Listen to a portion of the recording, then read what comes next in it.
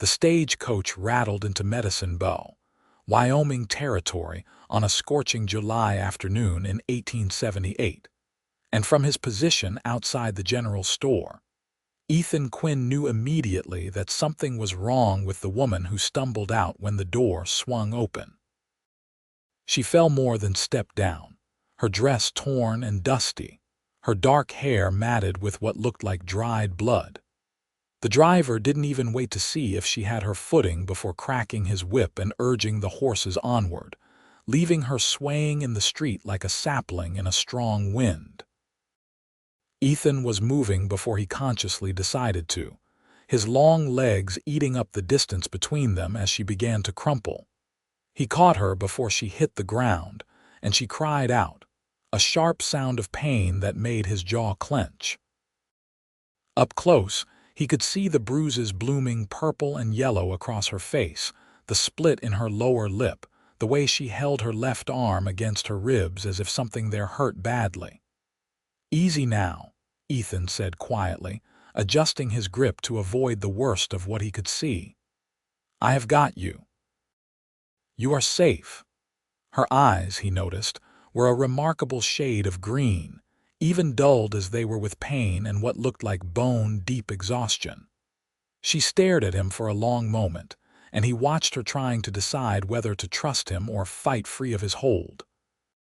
"Please," she whispered, and the words seemed to cost her everything she had left.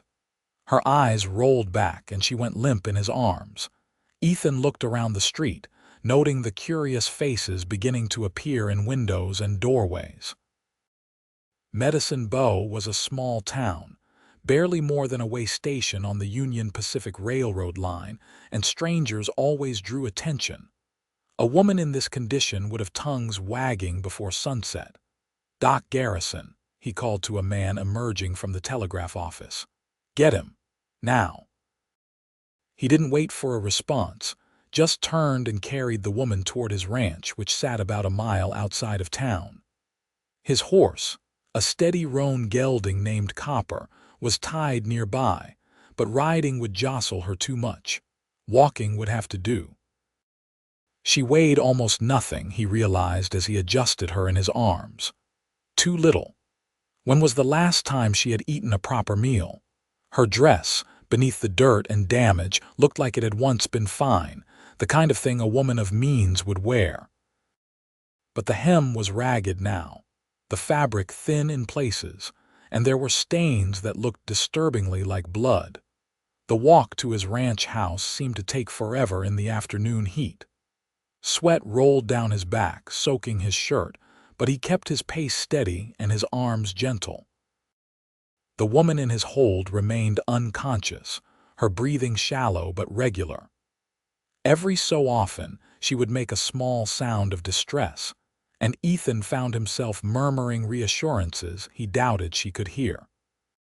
His ranch was modest, a sturdy house he had built himself over the course of 2 years, with a barn, a corral, and grazing land that stretched toward the Medicine Bow Mountains in the distance. He raised horses mostly, breaking and training them for sale to the army and to settlers heading further west. It was solitary work, which suited him fine, or it had anyway, until this moment. He managed to get the door open without jostling her too much and carried her inside to the bedroom, the only bedroom, which meant he would be sleeping in the main room until she was well enough to leave. If she wanted to leave. If whoever had done this to her did not come looking. Ethan pushed that thought aside as he laid her carefully on the bed. Her eyes fluttered open again, unfocused and hazy with pain. "Where?" she started, then stopped, her breath catching. "My ranch, just outside Medicine Bow," Ethan told her, pulling the chair from beside the small table over to the bedside.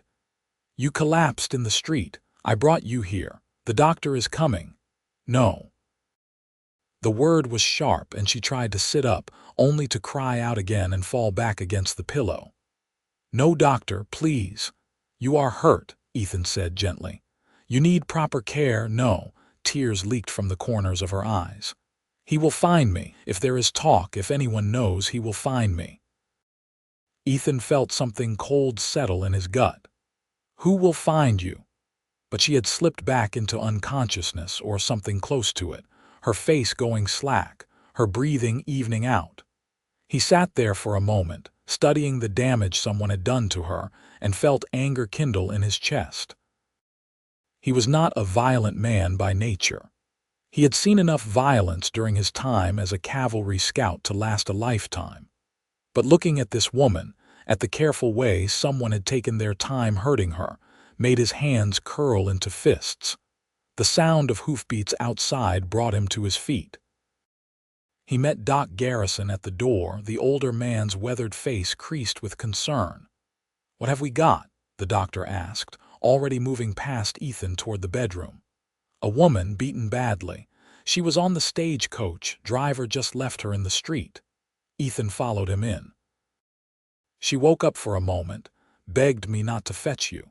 Said someone named he would find her if there was talk." Doc Garrison's expression darkened as he began his examination, gentle hands checking for broken bones and internal injuries. Ethan stood in the doorway, giving the man room to work while staying close enough to hear. "Ribs are bruised, maybe cracked," the doctor said after a few minutes. "This cut on her head needs cleaning. She has burns on her wrists, rope burns by the look of it, and she is half-starved." He looked up at Ethan. "Someone did this deliberately, took their time with it. Can you help her without spreading word around town?" Ethan asked. The doctor considered this, then nodded slowly. "I can. But Ethan, if someone comes looking for her, you could be putting yourself in danger by keeping her here." "Then I will deal with that when it comes," Ethan said. Doc Garrison studied him for a long moment, then returned his attention to his patient. "I will need water, clean cloths, and whatever liquor you have on hand for cleaning these wounds. And do you have any women's clothing? This dress is beyond saving." Ethan shook his head. "I will ride into town tomorrow, get what she needs." "Make it first light and be discreet," the doctor advised. "And Ethan, you are a good man, but good men can get killed protecting strangers." "Noted," Ethan said, and went to fetch the water. The next hours passed in a blur of careful doctoring. The woman woke several times, sometimes lucid enough to answer questions, sometimes lost in whatever nightmare had brought her to Medicine Bow. Her name, Ethan learned, was Margot Sinclair, and she had been traveling from St. Louis when something had gone terribly wrong. She would not say what, would not say who had hurt her, but the fear in her eyes when she asked again if anyone in town knew she was here told Ethan plenty. By the time Doc Garrison finished and packed up his supplies, night had fallen, and Margot was sleeping fitfully, her face slightly less pale than it had been. The doctor left instructions for her care and a packet of laudanum for the pain. Accepted the generous payment, Ethan pressed into his hand and promised to keep his silence. Alone in the quiet house, Ethan made himself some coffee and settled into the chair in the main room, his rifle within easy reach. Sleep would not come easily tonight, he knew. Not with an injured woman in his bed, and the knowledge that someone out there had hurt her badly enough that she would rather die in the street than risk being found. The next morning came gray and cool, unusual for July. Ethan rose stiff from his chair and checked on Margot, finding her still asleep but breathing easier. He left her a note in case she woke, saddled Copper, and rode into Medicine Bow as the sun was just beginning to burn off the morning mist. The general store was run by a woman named Helen Carter, a widow who had been in Medicine Bow before the railroad came through. She was discreet and practical, two qualities Ethan appreciated as he explained that he needed some clothing and supplies for a cousin who had come to visit unexpectedly. Helen did not believe him for a second, he could tell, but she helped him select a simple cotton dress, undergarments, a nightgown, a brush, and various other necessities without asking questions. When he added foodstuffs to his purchases, items that would be easy on a damaged stomach, she only nodded and tallied up the cost. "This cousin," she said as she wrapped everything in brown paper. "She going to be staying long?" "I do not know yet," Ethan admitted. "Well, if she needs anything else, you know where to find me." Helen handed him the packages. "And Ethan, whatever trouble might be following her, you have friends here. Remember that." The simple kindness in her words made his throat tight. "Thank you, Helen." Back at the ranch, he found Margot awake, sitting up against the pillows with her good arm wrapped around her middle. She startled when he came in, fear flashing across her battered face before she recognized him. "I am sorry," Ethan said quickly. "I should have called out. I brought you some things from town. Clothing, food, whatever I thought you might need." She stared at the packages in his arms, then at him, confusion clear in her green eyes. "Why are you helping me? You do not even know me." Ethan set the packages down on the chest at the foot of the bed. "You needed help. That is all the reason I need. Most men would have left me in that street. I am not most men." He pulled the chair over again, keeping some distance between them so she would not feel crowded. "Helen at the general store picked out the clothing. I hope it fits well enough. And I have made some broth, if you think you can keep it down." Margot looked at him for a long moment, and he saw her trying to understand his motives, searching for the catch. Whatever she had been through had taught her not to trust kindness. That made him angrier at whoever had put those shadows in her eyes.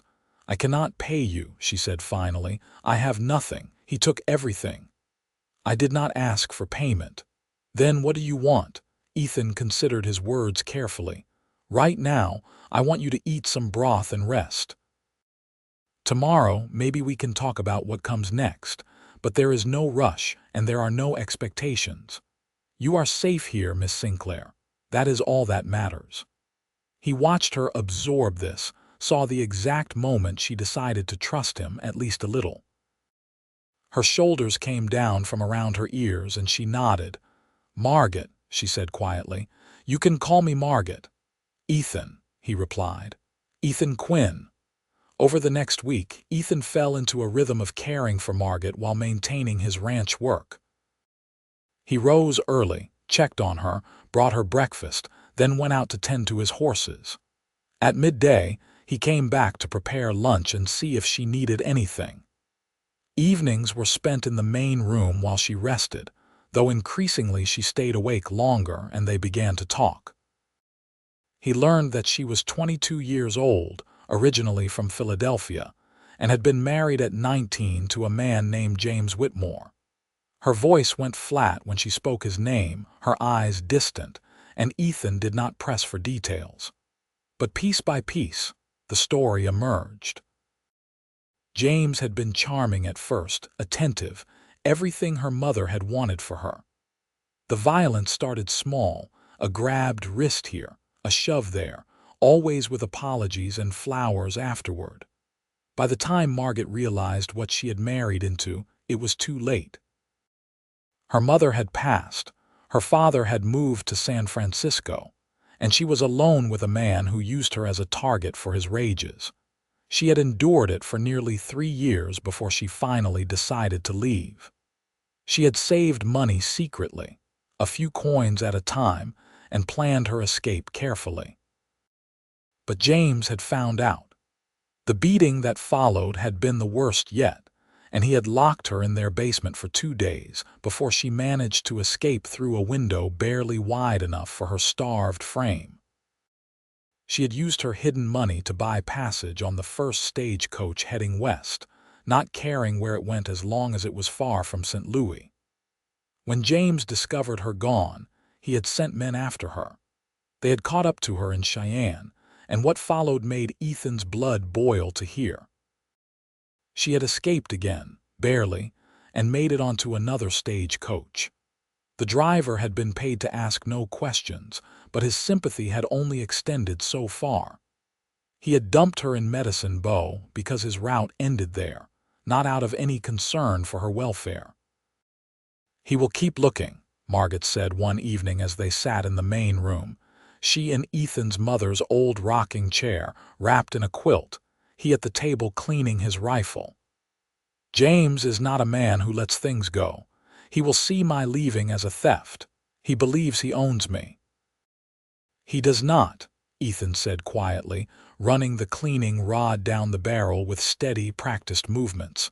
"And if he comes here, he will learn that quickly. I do not want you hurt because of me." Ethan looked up, meeting her eyes across the room. The bruises were fading now, yellow and green instead of purple, and she had gained a little weight from regular meals. The fear, though, that was slower to heal.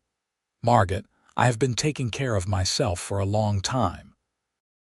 Anyone who comes looking for trouble on my land will find more than they bargained for. You do not understand what kind of man he is. He has money influence. He can hire people to do terrible things. Then I will be ready." Ethan set down his rifle and leaned forward, elbows on his knees. "But I am not going to let fear of what might happen keep me from doing what is right. You are under my protection now. That means something to me." She studied him in the lamplight, her expression unreadable. "Why? Why does it mean something to you? We are strangers." "We were strangers," Ethan corrected gently. "Not anymore." The silence that followed was comfortable, broken only by the crackling of the fire and the distant sound of coyotes singing to the stars. Margot returned her attention to the mending she had insisted on doing, her way of contributing something since she could not pay for her keep. Ethan watched her hands move with practiced skill, darning a hole in one of his work shirts, and felt something shift in his chest. He had not expected this when he caught her in the street, had not expected to care about her beyond basic human decency. But somewhere between the late-night talks and the small smiles she was beginning to offer, he had started to care very much indeed. Another week passed, then two. Margot grew stronger, began helping around the house despite Ethan's protests that she should rest. She cooked, cleaned, tended to the small vegetable garden behind the house that had been neglected since Ethan's mother died 5 years ago. The ranch began to feel different, less lonely, more like a home. They talked while they worked, sharing stories of their lives before. Ethan told her about growing up on this land, his father teaching him to ride before he could properly walk, his mother's gentle wisdom. He spoke of his time as a cavalry scout, the things he had seen that sometimes still woke him at night, his decision to come home and build something peaceful instead. Margot shared memories of Philadelphia, of a childhood that sounded privileged but cold, her mother's obsession with social standing, her own dreams of becoming a teacher. James had forbidden that after their marriage, of course. Wives of important men did not work, he had said. They entertained and produced heirs and maintained the home. "Did you want children?" Ethan asked one day as they worked side by side in the garden, pulling weeds from around the tomato plants. Margot's hands stilled. "I did once. But I would never have brought a child into that house, into that life. I took measures to prevent it, though James never knew." And now, she looked at him, the late summer sun bringing out the red in her dark hair, which she had tied back with a ribbon. "Now I do not know what I want. I am still learning to think beyond surviving to the next day." "That is fair," Ethan said. He returned his attention to the weeds, giving her space to think. "For what it is worth, I think you would be a good mother, patient, kind, strong. You do not know that. I know you have survived things that would have broken most people. I know you have hope enough to keep going, courage enough to run toward an uncertain future instead of staying in a hell you knew. That takes a special kind of strength." Margot was quiet for a long time, her hands working automatically at the weeds. When she spoke again, her voice was soft. "Thank you, Ethan, for seeing me as more than just a victim, for treating me like a person. You are a person, Margot, a remarkable one." The words hung between them, weighted with meaning, and Ethan felt the air change. This was a line, he realized. Once crossed, there would be no going back to the simple dynamic of protector and protected. But looking at her, at the hope beginning to bloom in her eyes alongside the fear, he found he did not want to go back. Before either of them could speak again, the sound of approaching horses made them both freeze. Ethan was on his feet instantly, his hand going to the revolver he had taken to wearing whenever he was outside. "Get inside," he told Margot. "Lock the door. Do not open it unless you hear my voice." He saw the fear flood back into her face, but she nodded and moved quickly toward the house. Ethan waited until he heard the bolt slide home before turning his attention to the riders coming up the road. There were 3 of them, strangers on unfamiliar horses. They rode with the easy confidence of men who knew how to handle themselves in a fight. As they drew closer, Ethan took in details: expensive saddles, well-maintained weapons, clothes too fine for honest ranch work. Hired men, then. The question was, hired by whom?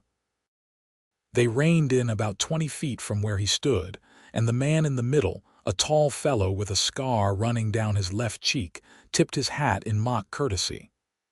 "Afternoon," the scarred man said. "We are looking for someone. A woman, dark hair, green eyes, about this tall." He held his hand up to indicate Margot's height. "Been through some rough times recently. You seen anyone like that around here?" "Cannot say that I have," Ethan replied evenly. His hand stayed near his gun, casual but ready. "This is private property." "You boys have business here, or are you just passing through?" "Now, that is not very neighborly," the scarred man said. His companions spread out slightly, a movement that did not go unnoticed. "We are just trying to find a woman who ran away from her husband. Poor man is worried sick about her. We heard she might have gotten off the stage here a few weeks back. Like I said, I have not seen anyone matching that description." Ethan's voice hardened. "And I am only going to ask once more. Get off my land." The scarred man's expression shifted, friendliness replaced by something colder. "You are making a mistake, friend.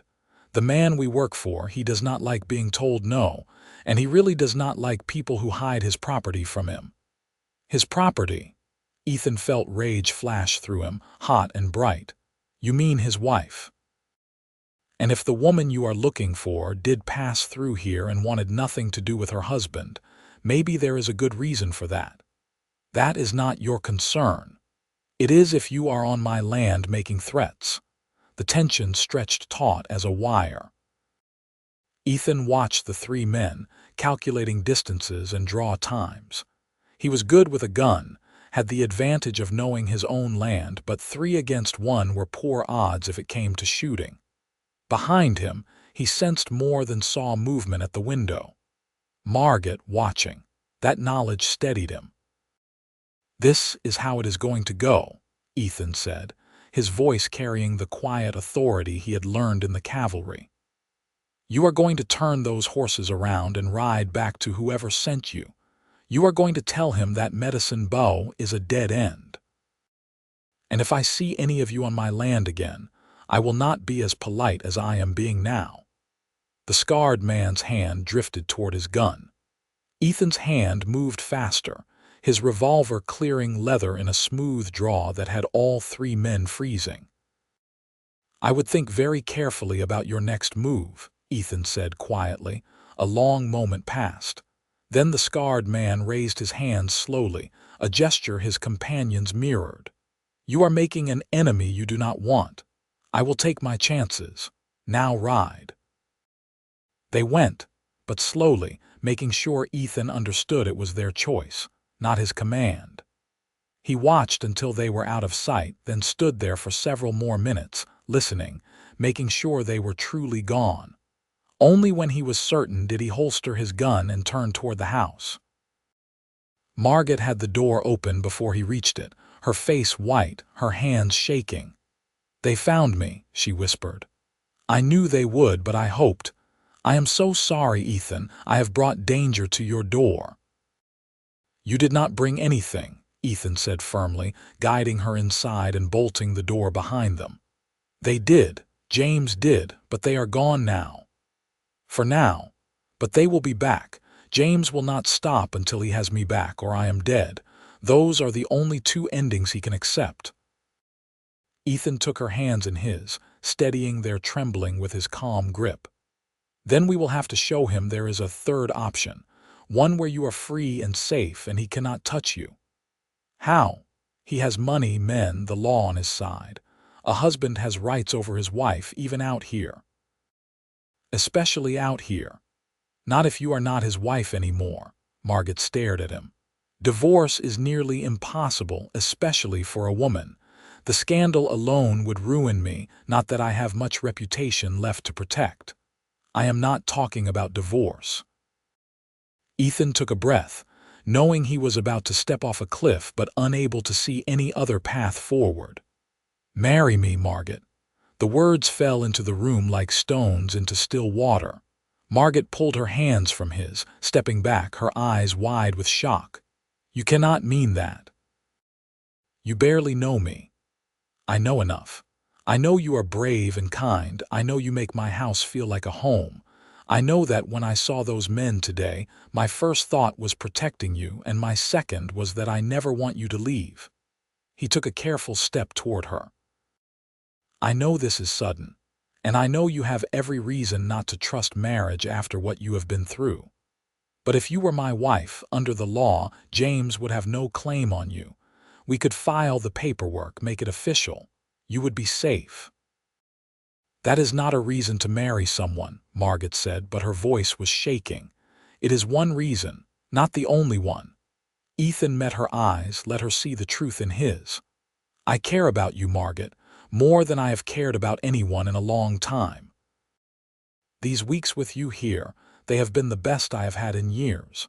I'm not asking you to love me, though I would not mind if someday you did. I am asking you to let me protect you properly, to give you a life where you do not have to be afraid anymore." Tears spilled down her cheeks. "And what would you get out of this arrangement? A broken woman with nothing to offer you but trouble." "You are not broken," Ethan said fiercely. "Bent, maybe, hurt, but not broken. And what would I get? I would get to wake up to your smile. I would get conversations that make me think. I would get a partner, if you wanted to be one. I would get a chance at a future I had stopped letting myself imagine." "Ethan." "I am not James, Margot. I would never hurt you. I would never force you to do anything you did not want to do. If you wanted separate rooms, we would have separate rooms. If you wanted to leave someday, I would let you go, though it would hurt like hell. But I am offering you this chance. Take it, please." She looked at him for a long time, and he watched her warring with herself, fear and hope pulling her in different directions. Finally, she spoke, her voice barely above a whisper. "I do not want separate rooms." It took a moment for her words to register. When they did, Ethan's heart kicked hard against his ribs. "Margot, I care about you too," she said, the words coming faster now, as if she needed to get them out before she lost her nerve. "I have been trying not to because it seemed foolish and dangerous and too soon, but I do. You make me feel safe, yes, but also seen. Valued. You talk to me like my thoughts matter. You have been patient and kind, and you have never once made me feel like I owed you anything for that kindness." She wiped at her tears with the back of her hand. "If you mean this, if you truly want to marry me, then yes. My answer is yes." Ethan closed the distance between them and very carefully, very gently, pulled her into his arms. She came willingly, tucking her head under his chin, her arms wrapping around his waist. He could feel her shaking, could feel her heart racing against his chest, and he held her like she was something precious. "I mean it," he said into her hair. "Every word." They stood like that for a long time, holding each other while the sun set outside and the room grew dim. When they finally pulled apart, Margot's face was blotchy from crying, but she was smiling. Actually smiling, bright and real. "When?" she asked. "As soon as we can arrange it. Tomorrow, if possible. The sooner you are legally my wife, the sooner James loses any claim he thinks he has." Margot nodded. "Tomorrow, then." They rode into Medicine Bow at first light, Margot sitting in front of Ethan on Copper, his arms bracketing her safely. The town was just waking up, smoke rising from chimneys, the smell of coffee and bacon drifting from the hotel restaurant. Ethan guided Copper to the small church at the end of the main street and helped Margot down. Reverend Matthews was a kind man in his 50s who had known Ethan since childhood. He listened to their request to be married with raised eyebrows, but no judgment, particularly after Ethan explained, in broad terms, that Margot was in danger from a man who claimed to be her husband, but from whom she had fled for her safety.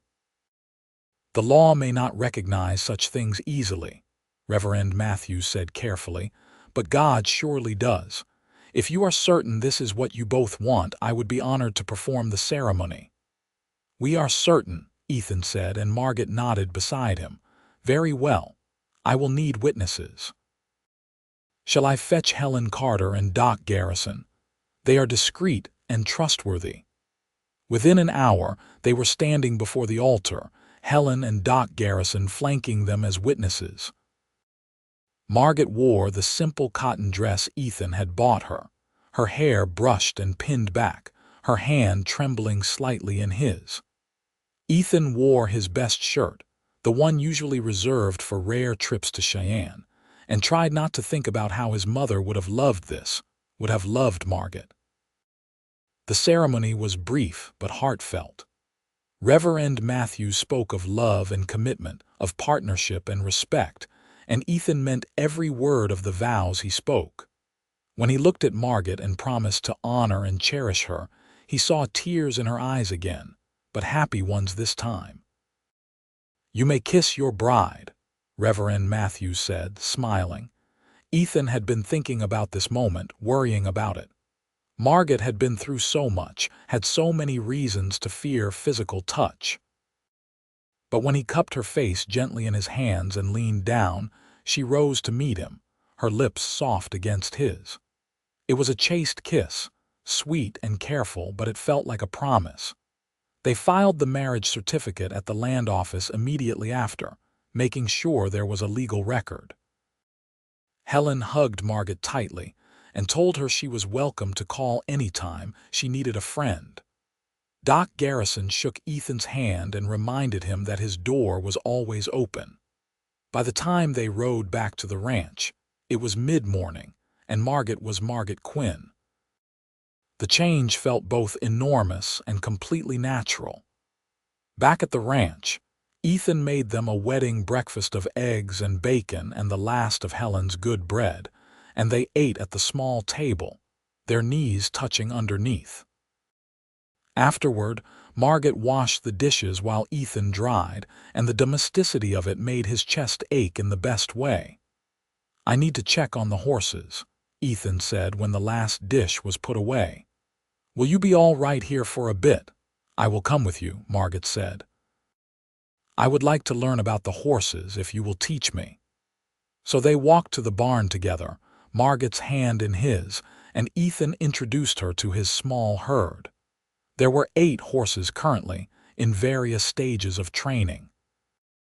He explained his process, how he gentled them with patience rather than breaking them with force, how he had learned from the Shoshone scouts he had worked with in the cavalry that partnership always worked better than domination.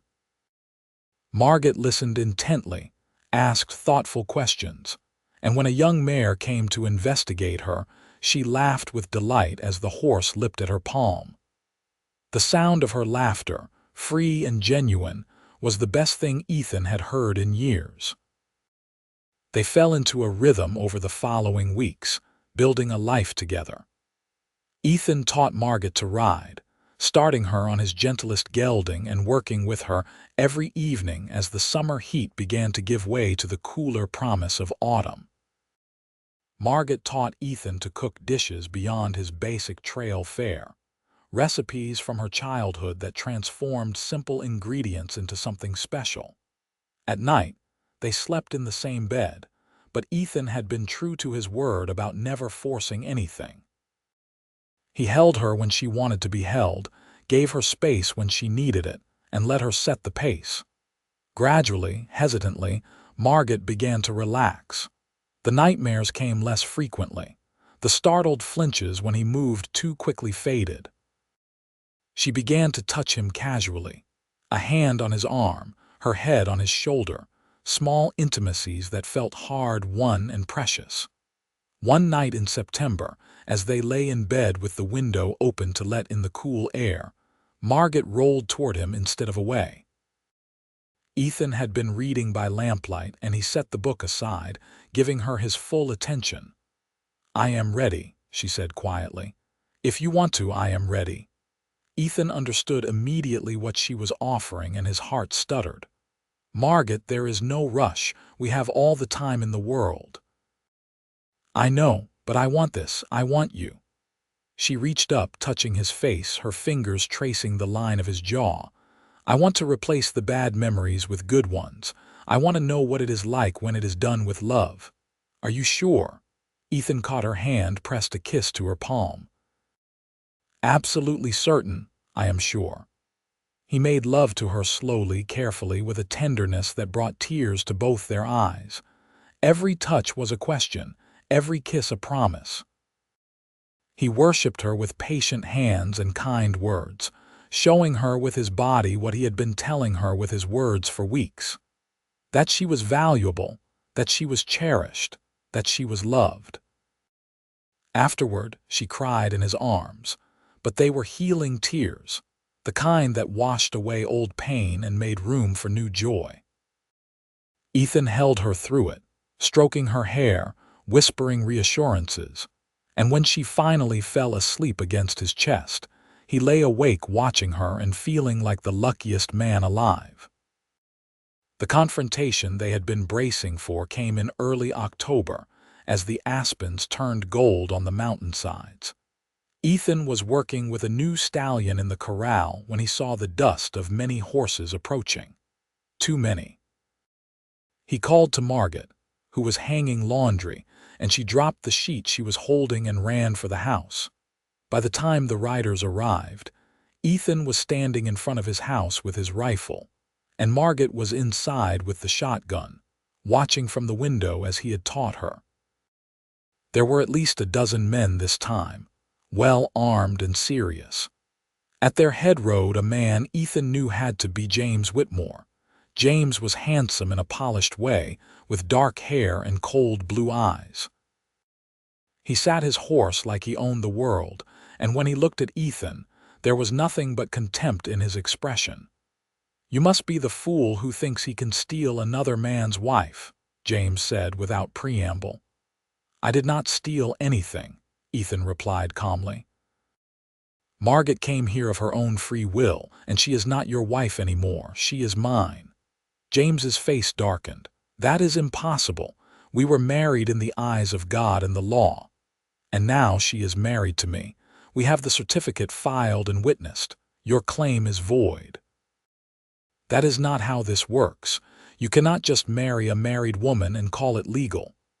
"I can when she came to me fleeing for her life from a man who beat her half to death." Ethan's voice was hard as iron. "I have seen the scars, Whitmore. I know what you did to her. No court is going to uphold your marriage when faced with that evidence. She is my property, and I will have her back. She is a person, not property, and she stays here." James signaled his men, who began to dismount. Ethan raised his rifle, sighting down the barrel at James's chest. "I would not," he said quietly. The window behind him opened, and Margot's voice rang out clear and strong. "He is not alone, James. I have a gun too, and I promise you, I know how to use it now." James's face went through several expressions, landing on rage. Margot, stop this foolishness and come here. Now. No, the single word was firm, unshakable. Ethan felt pride surge through him. I am not yours anymore, James, Margot continued. I will never be yours again. I am Ethan's wife now, legally and in every way that matters. If you try to take me, you will have to kill him and probably me as well. And even you cannot make that disappear quietly. You think I cannot? I have money, connections, and I have friends, Ethan interrupted. The people in Medicine Bow know Margot now. They know her story. If anything happens to either of us, Doc Garrison has letters ready to send to the territorial marshal explaining exactly who you are and what you did. You will not get away clean. It was a bluff, mostly, but James did not know that. Ethan watched the calculation happening behind those cold eyes, watched James weighing his options. This is not over, James said finally. Yes, it is, Margot said. It was over the day I walked out of your house. I am done being afraid of you, James. I am done letting you control my life. Go back to St. Louis. Find someone else to torment, because you will never touch me again. The standoff lasted another tense minute, James clearly warring with himself. But ultimately, he was a coward, the kind of man who only fought when he knew he would win. Facing an armed opponent with witnesses and potential legal consequences was not a fight he was willing to take. You are not worth this trouble, he spat, then wheeled his horse around. Keep her. She was always more effort than she was worth. They rode away in a thunder of hoofbeats, and Ethan did not lower his rifle until they were completely out of sight. Only then did he turn to see Margot climbing out the window, the shotgun still in her hands, her face flushed with triumph and relief. Did you mean all that? Ethan asked. About being mine in every way that matters. Margot set down the shotgun and walked to him, taking his face in her hands. I meant every word. I love you, Ethan Quinn. I think I have been falling in love with you since the day you caught me in the street and told me I was safe. I love you too, Ethan said, and kissed her there in the yard, thoroughly and deeply, celebrating their victory and their future. So much, Margot, so much. The next months were peaceful, truly peaceful for the first time in either of their lives. They worked the ranch together, Margot proving herself capable and quick to learn. She began breaking horses alongside Ethan, her gentle touch and patient manner creating a perfect complement to his methods. The horses they trained together sold for premium prices, their reputation spreading throughout the territory. In December, Margot realized she was pregnant. The news filled her with joy and terror in equal measure, all the fears she had once had about bringing a child into the world resurging. But Ethan held her and reminded her that this child would be born into love, into safety, into a home where they were wanted and cherished. Their son was born in late summer of 1879, delivered by Doc Garrison with Helen Carter assisting. They named him Thomas, after Ethan's father, and Margot cried happy tears as she held him for the first time. Ethan, looking at his wife and child, felt a completeness he had never imagined possible.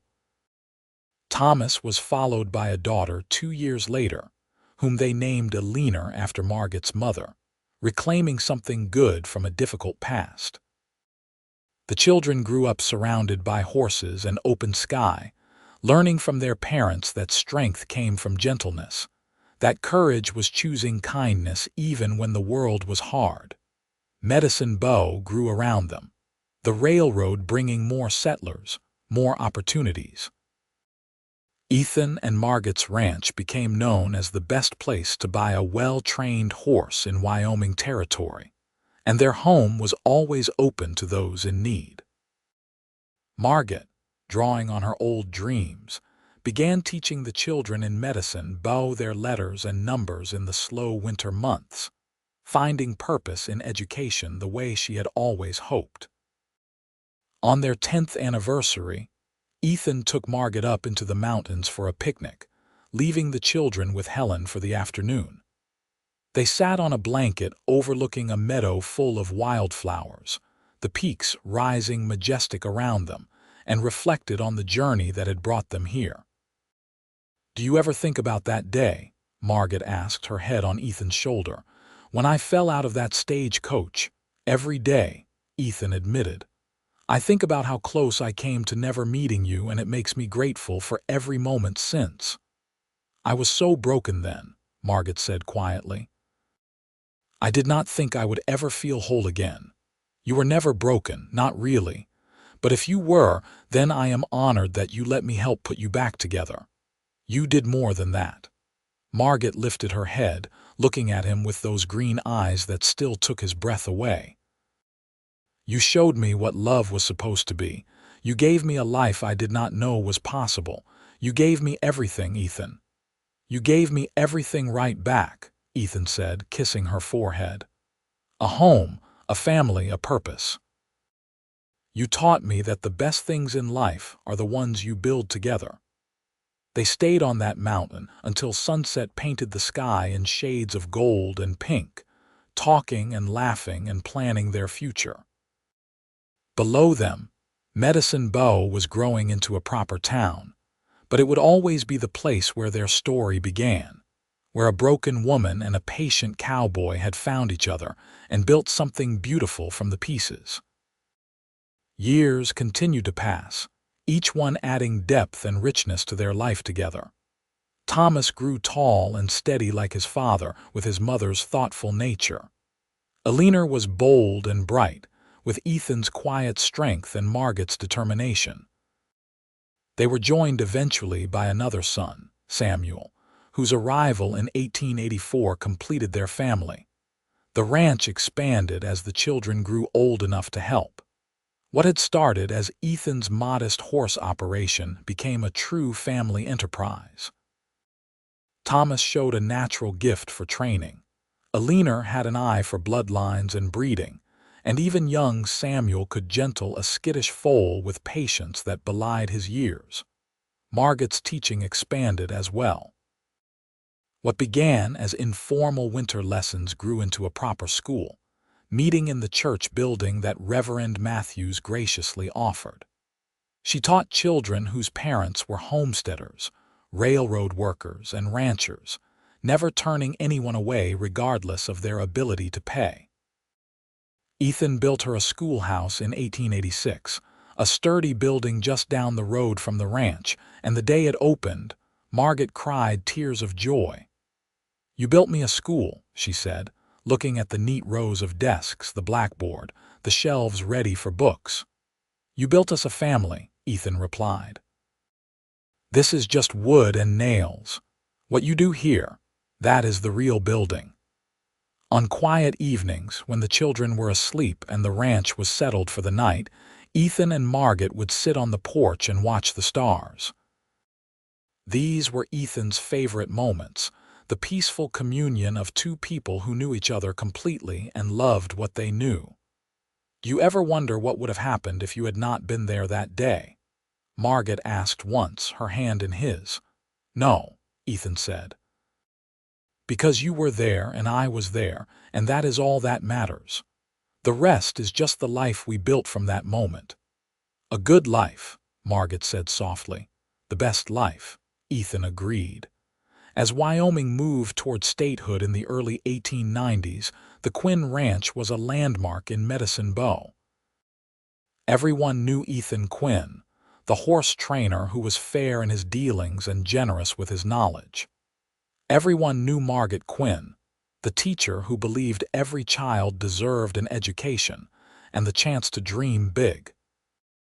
Their children were growing into fine young adults, each carving their own path while staying rooted in the values their parents had taught them.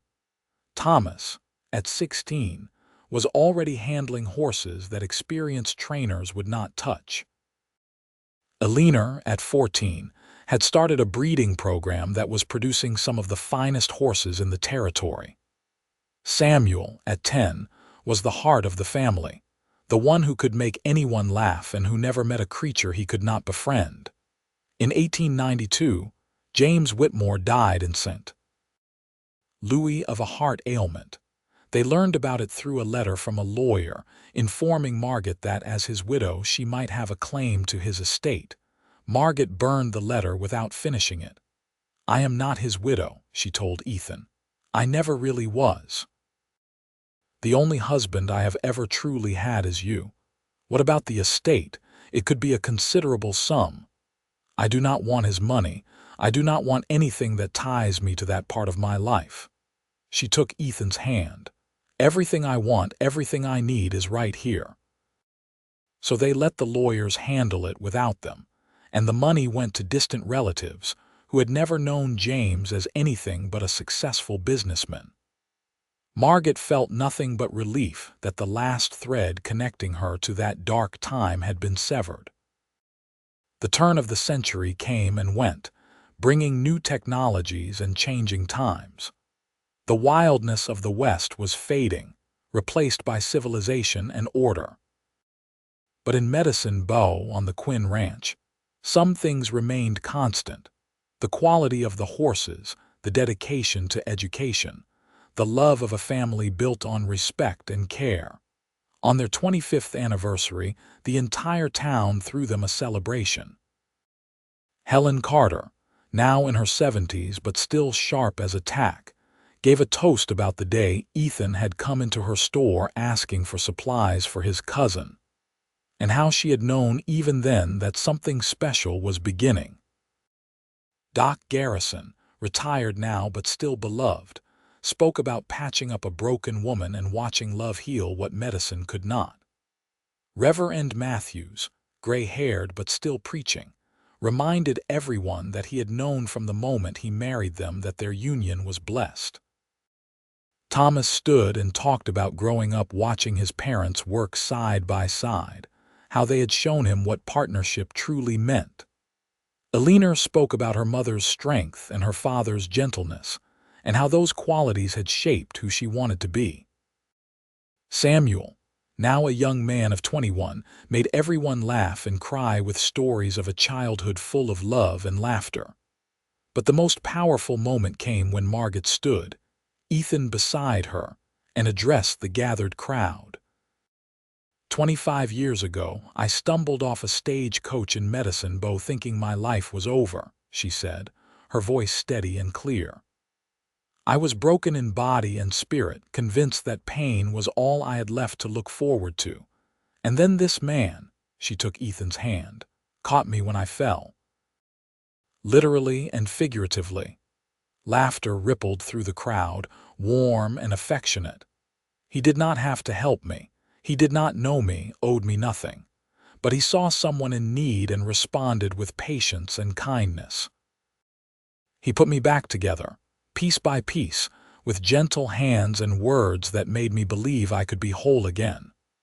Margot looked at Ethan, and the love in her eyes made several people in the crowd reach for their handkerchiefs. But more than that, he showed me what love was supposed to be. Not ownership or control, but partnership and respect. He gave me space to heal, time to trust, and a future I could not have imagined in my darkest moments. He gave me children, a home, a purpose. He gave me a life worth living. She turned back to the crowd. Everyone in this room knows our story, or parts of it anyway. Some of you helped us along the way, and we will be forever grateful. But I want you all to know that this man right here is the best person I have ever known. And every day for the past 25 years, I have thanked God that I fell right where Ethan Quinn could catch me. There was not a dry eye in the house when she finished. Ethan pulled her close and kissed her, not caring that the whole town was watching, and the applause that followed was thunderous. Later, when they were home and the celebration had wound down, Ethan and Margot lay in bed together, tired but happy. The room was the same one where he had first brought her all those years ago, though they had added on to the house several times since. "You remember what you said to me that first day?" Margot asked. When I asked what you wanted from me, I said I wanted you to eat some broth and rest, Ethan recalled, smiling, and that there were no expectations, that I was safe. That was all that mattered. Margot traced patterns on his chest with her finger. You kept that promise, you know. Every day you have made me feel safe. It was an easy promise to keep. Loving you has been the easiest thing I have ever done. Even when I was difficult. Even when the nightmares woke us both, or when I flinched away from your touch. Especially then, Ethan said seriously. Because those moments were when you needed me most. And being there for you, helping you through the hard times, that is what love is. I am so grateful I found you, Ethan, or that you found me. We found each other, Ethan corrected. And I am the grateful one, Margot. You took a lonely rancher's house and turned it into a home. You gave me a family, a purpose beyond just getting through each day. You taught me that my patience and kindness were strengths, not weaknesses. They held each other in the darkness, listening to the familiar sounds of their ranch settling for the night. Outside, the horses moved softly in their stalls. Down the hall, their children slept safely in their beds. Everything they had built together surrounded them, solid and real and lasting. As they grew older, Ethan and Margot began to step back from the daily operation of the ranch and school, letting their children take on more responsibility. Thomas married a woman from Laramie and brought her home to the ranch, expanding the house again to make room for his growing family. Eleanor surprised everyone by becoming one of the first female veterinarians in Wyoming, studying through correspondence courses and apprenticing with traveling horse doctors. Samuel, the charming youngest, went into business, opening a saddle and tack shop in Medicine Bow that quickly became the most successful in the region. Grandchildren arrived, filling the ranch with noise and laughter. Ethan taught them to ride the same way he had taught their parents, with patience and care. Margot read to them every evening, instilling in them a love of learning and stories. The ranch that had once been a sanctuary for two became a haven for many. In the summer of 1908, on the 30th anniversary of the day Margot had arrived in Medicine Bow, Ethan woke early and found his wife already up, standing at the window watching the sunrise. "What are you thinking about?" he asked, coming to stand behind her, his arms wrapping around her waist. "About how young we were," Margot said, leaning back against him. "I was 22 and so afraid. You were 28 and so sure we could make it work." "I was sure about you," Ethan corrected. "The rest I just hoped would fall into place. And it did. Better than either of us could have planned." "Do you ever wish things had been different, that you had not had to go through so much pain to get here?" Margot considered this seriously. "No, because that pain taught me to recognize real love when I found it. It taught me to value what we have built. I would not wish those experiences on anyone, but I also cannot regret them because they led me here to you, to this life. I love you, Margot Quinn, just as much today as I did 30 years ago. More, maybe, because now I know all the ways love can grow and change and deepen. I love you too, Ethan. You saved my life that day in Medicine Bow." "No," Ethan said gently, turning her to face him. "You saved your own life when you had the courage to run. I just gave you a safe place to land. You gave me so much more than that, and you gave me everything." They stood together watching the sun rise over the mountains, two people who had found each other in the darkest of circumstances and built a life full of light. The Wild West they had known was fading into history, but their love remained constant, a testament to the power of patience, kindness, and two hearts choosing each other every single day. Their story became part of Medicine Bow's history. The tale told to newcomers about the woman who arrived broken, and the cowboy who put her back together with patient hands and kind words. Children learned it in school, sitting in the building Ethan had built, taught by teachers following in Margot's footsteps. Young couples heard it at their weddings, reminded that true love required both strength and gentleness. But for Ethan and Margot, it was not a story. It was simply their life, lived fully and gratefully, surrounded by family and friends, building something good in a place they had made their own. As they grew old together, they took to spending evenings on the porch, wrapped in quilts when the weather turned cold, watching the stars emerge one by one. They would talk sometimes, reminiscing about the years behind them or making plans for the days ahead. Other times they would simply sit in comfortable silence, hands joined, needing no words to communicate the depth of their connection. In the spring of 1918, Ethan fell ill with pneumonia. Despite Doc Garrison's successor's best efforts and Margot's devoted nursing, he never fully recovered. On a warm May evening, surrounded by his wife, his children, and his grandchildren, Ethan Quinn passed peacefully from this world. Margot held his hand until the very end, and her last words to him were, "Thank you for catching me." She lived another 5 years without him, carrying on with the grace and strength she had learned over their 40 years together. She taught until the year before she died, still believing every child deserved an education and a chance to dream. She helped Thomas run the ranch, advised Alina on her veterinary practice, and delighted in Samuel's success. She was grandmother and great-grandmother to a whole generation who grew up knowing they were loved. But everyone who knew her could see she was waiting, patient as ever, for the day she would see Ethan again.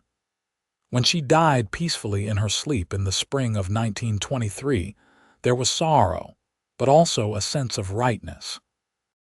She had lived a full life, had left her mark on Medicine Bow and everyone who knew her. And now she was reunited with the man who had been her partner, her love, her home. They were buried side by side on a hill overlooking the ranch, their gravestones simple but inscribed with words their children chose carefully. Ethan's read, "He caught her when she fell." Margot's read, "She taught him how to fly."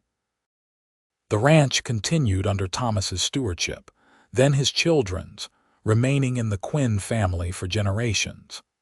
The schoolhouse Ethan built still stood decades later, a historical landmark reminding people of Medicine Bow's past. And the story of Ethan and Margot Quinn remained, passed down through the years, a reminder that even in the hardest of times, love could heal, patience could build, and kindness could transform broken into beautiful. Their legacy was not just in the buildings they left behind or the businesses they started.